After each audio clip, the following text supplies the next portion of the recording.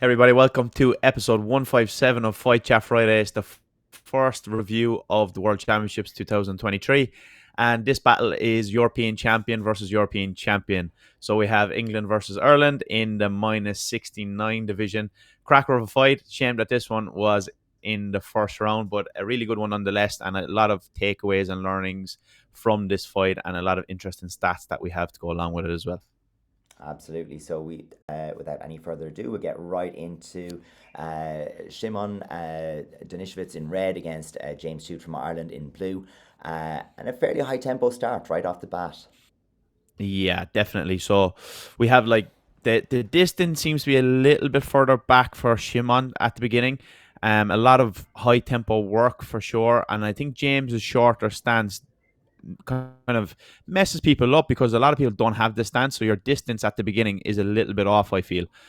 So people are taking that first round to just find their feet, get into it, and all while the time they're doing this, James is trying to take over that front leg, get the hands, and bang in a few dalios as well in different ways. So very high tempo suits him, and he's very slick off the reversals with hands as well, coming to the body with that first reverse punch. Yeah, and we do see that taller stance letting him get away with it, or get away with maybe a strong phrase, but he can use foot to foot movements without as much of a giveaway. I mean, the longer the stance that you have, the more obvious a foot to foot movement is, and it does make things quite difficult. And of course, we know Szymon does like to use the hands and get to blitz whenever it's possible. And very often you'd like a person to be in a shorter stance, as you go to the blitz, but if they've got a nice sharp lift on their front leg, it does make it a little bit more daunting. But we can see already James kind of establishing that pushing from the middle out and using that variation on distance and the lightness of the front leg to keep Szymon back towards the edge of the ring. Yeah, usually Shimon is actually one of the more high volume fighters on the 69 division and even 70s where he was previously. But James's overall volume is incredibly high. And it's not only that, he has a threat with absolutely every shot. So like the threat that he has matches that volume, and then everybody has to respect it, which forces everybody to kind of play second fiddle to him, where he gets to control a lot of the match, at least the majority of it. So that's a big advantage that he has, I feel. We do always see this idea as well, where you have the left leg versus the right leg fighter, and where James has that threat of the blindside dolio. It does change things up a little bit. We know Szymon has a nice back kick and a nice band-aid on him. He has the ability to pull those counters out, but they're not as viable when you're sparring right into left. And the opposite side of things in terms of for James, if he's sparring left against left, it's usually that hacks that he'll be looking for off the front leg. But on this side, it gives him that blindside dolio. So you have to be really quite cautious about overcommitting into your lead leg kicks, dropping a little bit too close, and having the head clipped as you go in. Yeah, definitely. And this game, think about it in first principles, it's about hitting without getting hit. And it's very rare that we see James get hit with anything cleanly. And especially when his volume is so high as well, he's getting a lot of shots in, but he matches his opponent most of the time. Szymon is very good, and we can see from the stats later, he's putting in a good few shots of his own. But everything seems to be matched by James, and then he gets a couple of Yeah. advantages, like we see here, for example. And that's kind of the recipe for success, really. But I think if you were to say something that's distinctive about James is just how good he is at recognizing moments where there's a potential to shift the momentum of a match.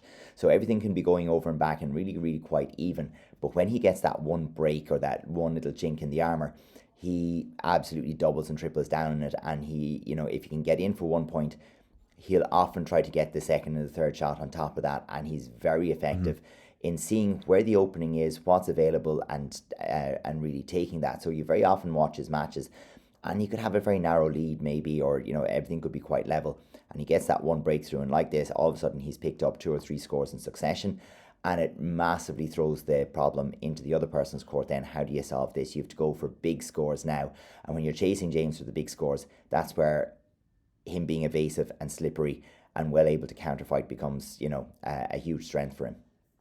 Yeah, here is one of the first times we see Shimon close that distance by maybe like a half a step, and he's starting to get into his blitz and find a bit of his rhythm, but it's just a little bit too late. Now James is also picking him off from time to time, but I think that's where he was looking for his recipe for success, because he wasn't getting James to pull onto his shots and fully commit. And then the distance, by the time he kind of figures out the puzzle of what strategy he should take, it's just too late. and that distance was just too far at the beginning. So I think that a lot of the stepping that James does as well and the disguise, that also messes up your perception of how to calculate the distance on the flip side when you're fighting him. And like that all works, like that stepping and that moving and the stepping, lifting, stepping, all that stuff works because it's not meant to work. We never say step on your Yeah. side kick because it's considered like a bad habit. So then when somebody does it, it messes up the opponent because it's not their natural rhythm and the natural flow that we expect on the flip side at the high level. So we do see it, and we're going to be looking at a fighter as well in next week's episode who actually does a lot of the stepping as well with his particular kicks. So it's interesting that this particular style now is coming back in, and it won't be long, I think, until we see people come through with that front hand again. Yeah, absolutely. And these things do go in cycles and they iterate, like you say. But I think a couple of things about James' particular stance and style do make it kind of more excusable that he makes a step every now and again. First thing is he does have that variation. He doesn't always step. And the threat that he poses when he goes directly off the front, like he creates an awful lot of reach, and it's deceptive because you can even see there's a height imbalance in that particular match. He's a little bit taller than Szymon as well. So when he decides maybe because to of his direct, stance. Also because of the stance, for sure, but I think he is Yeah. also a little taller. Yeah. But he can create quite a bit of reach on that front leg, and the ability to contrast that with potentially shortening up the stance, taking that much shorter kind of stance, and then throwing to the head or throwing over the shoulder, it means you've a bit more of a puzzle to solve. The other thing is, if we go back to like origins, I think James probably developed that shorter stance because he's not a super flexible guy. No. And so because of that, he's well able to kick to the head, don't get me wrong. And when he's dynamically flexible, he's able to throw those headshots. But he does it by disguising, shortening that stance, by, he's found solutions to his flexibility problem that allow him to score 3 points continuously in ITF sparring. And I think that's a really big thing to look at. If you're someone who isn't particularly flexible, look at what can be done. Look at the threats you can present if your footwork is such that you can give yourself that shorter stance, because it's certainly much easier to kick to the head from a shorter stance than a longer stance. You need massively more leg strength and control. Yeah, I think this fight as well in particular shows the need for maybe a strategy or two in the back pocket just in case your first plan isn't going to plan. Because our rounds in ITF are so short, them 2 minutes, you don't have a lot of time to figure out the problem. You need to, and like Szymon, maybe he was trying to lure him on and get his counters going because he's very effective when he pulls people onto his shots. James wasn't really biting or committing so much. What was his plan B? Then he was trying to get to that blitz that he's very, very effective with usually, but James was able to match him on nearly every exchange, and Szymon wasn't able to get a clear differentiator to put him ahead. So it's like you need to be able to come up with a solution very, very quickly. And you need to know where your A game is, if not where your B, and then maybe try to mix and match to pull these together to come up with a solution. Because as we said, very, very short rounds. If you're not getting the contest to go your way, it's not a good place to be. So we spoke a lot during the match about shot volume and the amount of work that's happening. So let's have a quick look at those visuals, and we'll look at the number of shots being thrown. So Richie, can you just take us through this? And you can see those two very big bars there on the side kick and the front leg carry from James. Yeah, James's last fight that we had a look at against Timothy Boss in the Euros this year, it was his hacks that actually had that high volume attempt. This time it's a side kick, so like you said, possibly because of the switch of stance. We have the front leg carries from both guys up there. That's what we expect.